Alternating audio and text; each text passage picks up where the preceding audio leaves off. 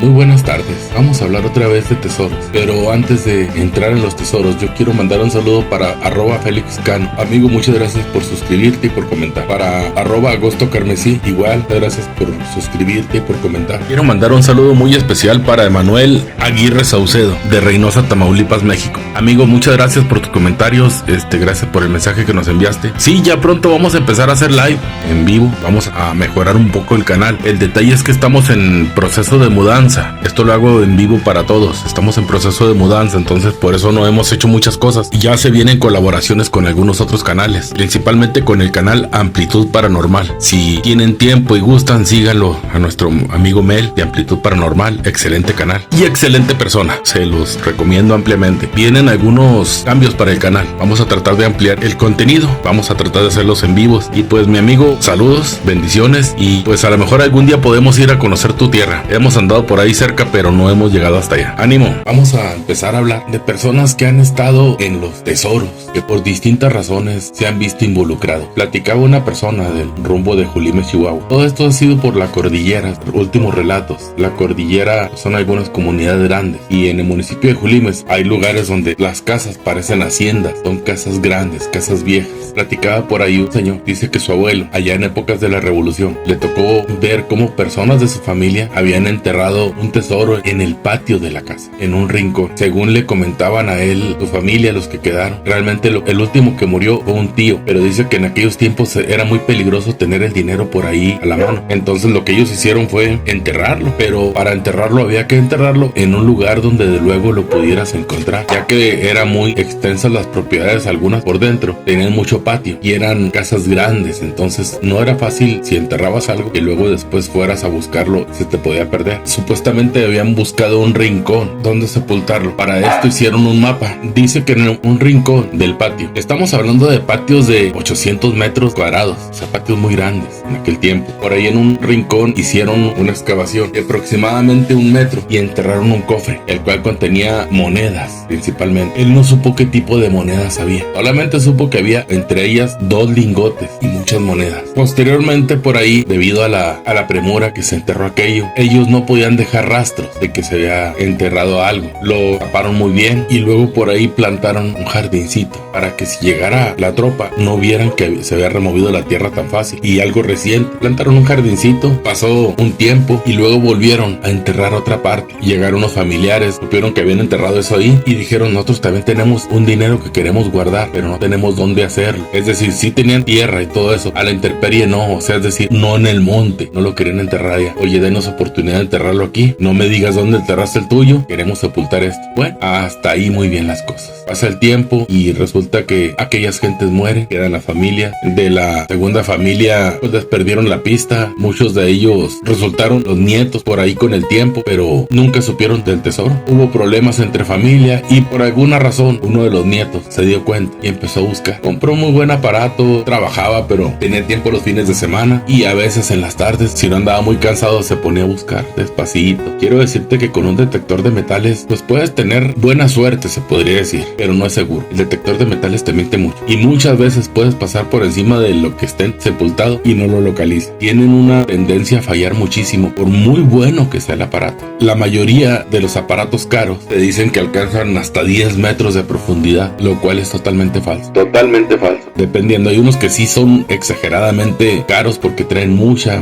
potencia, pero lo regular que alcanza un aparato, y estoy hablando de un aparato bueno, es 1 metro, pero no es fácil localizarlo, y menos si por encima de aquel entierro le pusieron algunas cosas que pudiera hacer que a la larga te bloquee la señal. Bueno, resulta que no encontraron nada con aquel dichoso aparato. Por ahí el joven en un descuido se le cayó y ya después sonaba hasta en el aire y desistió de sacarlo. Pero hay ocasiones que te llegan las crisis económicas, y él decidió volver a buscar. Se acordaba que su abuela algo le había dicho en una de las pocas pláticas que tuvieron sobre eso, que en un rincón de la casa habían enterrado, porque él sí la conoció. No conoció al abuelo, no conoció a algunos tíos, pero a su abuelita sí, ya muy viejita, ya había muerto. Pero como era un niño, pues nada más le ponía oído, pero no sabía ni qué. Empezó a buscar en las esquinas de la propiedad. Vuelve a conseguir otro aparato, ahora uno de poco valor, uno de los básicos. Yo quiero decirte que son los mejores aparatos que puede haber, los mejores detectores de metales metales que pueda haber son los básicos. No tienen mucho alcance, es cierto. Te van a mentir igual que los otros, pero por lo menos no te cuestan tanto y aguantan más golpes. Consiguió un aparato, no le preguntaron para qué lo quería, no les dijo, simple y sencillamente se dedicó a buscar en aquel lugar, en aquel rincón. No encontró nada. En ninguno de los rincones encontró nada. Empezó a buscar de los rincones hacia el centro de la casa. Por fin, a 10 metros, fíjate bien lo que te estoy diciendo, a 10 metros de uno de los rincones, detectó algo. Empezó a excavar. La casa estaba completamente sola. No vivía nadie, ya estaba en ruina, pero tenía portón. Y aparte, por la puerta principal, pues él le había cerrado con llave. Traía muy buenas lámparas. Entonces, lo que hizo fue dejar que empezara a buscar aquello. Para fortuna de él, la potencia del aparato era suficiente para detectar aquello. Y empezó a escarbar, empezó a escarbar. Cuando ya llevaba 1 metro, el pico topó con algo. Entonces, él ahí vio que pudiera ser algo de dinero o algo metálico, algo que hubiera de valor, y hizo una fosa más grande para caber bien, y efectivamente ahí está uno de los entierros. Pero él dedujo que no era el de su tío, el de su abuelo, no era el de la familia. Él dedujo que era el otro, porque sí había monedas, pero no estaban los 2 lingotes que le habían dicho que había. Esos no estaban ahí. Entonces sacó aquello, volvió a tapar aquel hoyo.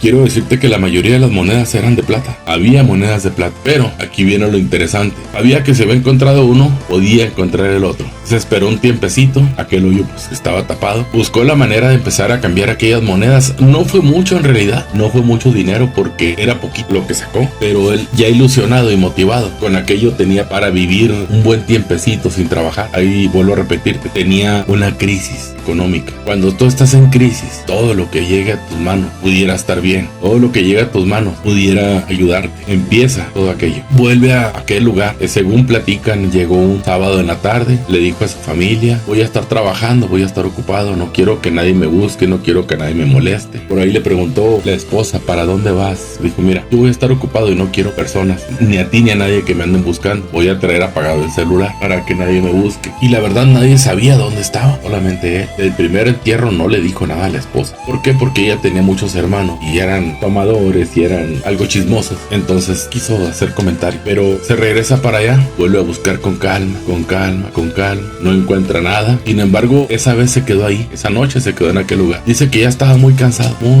muy cansado. Era en la madrugada cuando empezó una lloviznita, empezó a lloviznar poquito. Le llamamos llovizna cuando empieza a llover no con intensidad, pequeñas gotas parciales. Él supo que ya no iba a poder excavar, se metió a una de las casas y por ahí había tenido la precaución de haberse llevado un hule grande. Se cubrió con él y vio que ardía en el patio, pero no ardía donde él había buscado. Había una fogatita dentro del patio. Entonces él tomó en sus manos el pico y la pala y se acercó donde había visto la fogata, pero ya no estaba la fogata. Y ahí exactamente puso ese pico y esa pala. Ahí los dejó. Se regresó, estuvo allá, ya no volvió a ver arder, fue un momentito nada más, pero ya no pudo excavar. Así quedó la cosa. Ya paró un poquito la llovizna, se fue a su casa, se metió a su casa, se cambió la ropa, se metió a dormir. La esposa le dijo: ¿vienes borracho? No he tomado nada. Lo vio muy eufórico, muy feliz. Dijo: ¿qué te pasa? Dijo: ¿me estás engañando con otra o qué? No, dijo, no. Simple y sencillamente, a lo mejor nos vamos pronto de aquí. Bueno, así quedó la plática. Ya no le quiso ella preguntar y él tampoco lo quiso decir. Pasaron unos días. Aquí hay veces que llueve y son días completos que está lloviznando. No aguaceros, no, es algo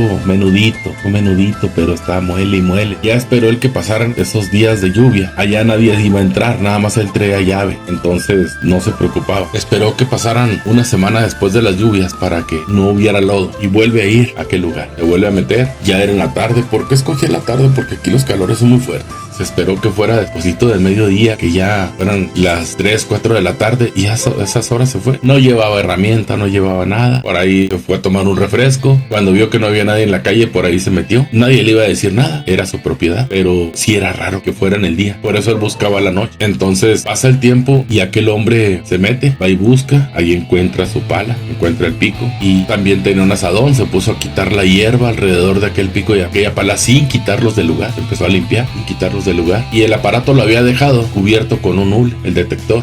Lo enciende y viene y busca. Localizó aquello, empezó a excavar. Platica que a los 20 centímetros que había hecho el hoyo, porque hizo un hoyo grande donde él pudiera caber bien, pienso yo, por como él me lo describe, quizá 1.80 por 1.30 más o menos, 1.80 de largo por 1.30 de ancho. Conviene ser un buen hoyo. ¿Por qué? Porque si no le das al centro, pues lo puedes localizar por cualquier lado. Y escarbaba 10 centímetros, iba a echar el aparato y empezó a detectar que sí había había algo. Pero después de los 20 centímetros, cada vez que él golpeaba, se oía que alguien se quejaba. Y fue, revisó la casa antes de que oscureciera y no había nadie. Y le empezó a dar miedo. Yo quiero decirte que cuando hay un entierro de dinero, muchas veces cuando ya vas llegando, vas a escuchar tropel de caballo, vas a escuchar voces que te gritan que te vayas, vas a escuchar insultos y muchas cosas. O que los perros ladran, o que arrastran cadena, muchas cosas. Pero es cuando ya vas llegando a donde está el dinero. Todavía no oscurecía y él tenía miedo. Pero se acordó que ya le habían platicado que todo eso podía algún día, si sacaban el dinero, podía sentir la persona que lo fuera a sacar. Volvió a seguirle y como a los 20 centímetros más dio con aquello. Efectivamente, ahí estaban los 2 lingotes.